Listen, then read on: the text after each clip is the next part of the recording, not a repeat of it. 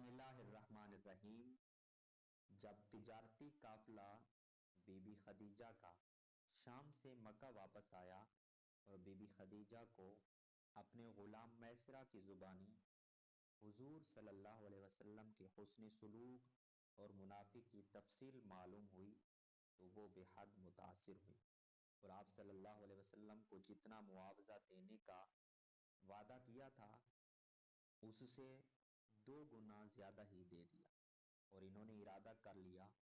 کہ اگر محمد صلی اللہ علیہ وسلم رضامند ہو گئے تو میں ان سے نکاح کر لوں گی۔ اس سے پہلے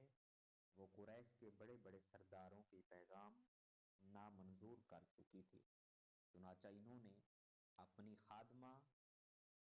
نفیسہ بن منیہ کی معرفت حضور صلی اللہ علیہ وسلم کو نکاح کا پیغام بھیجا۔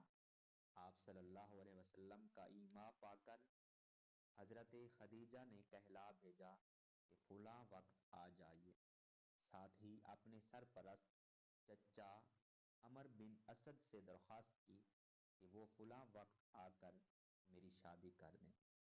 اس طرح ادھر سے حضور صلی اللہ علیہ وسلم نے جناب ابو طالب،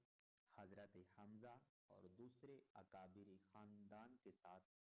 وقت معین پر حضرت خدیجہ کے مقام پر تشریف لائے۔ جناب ابو طالب نے خطبہ نکاح پڑھا اور حضور صلی اللہ علیہ وسلم کی ازدواجی زندگی کا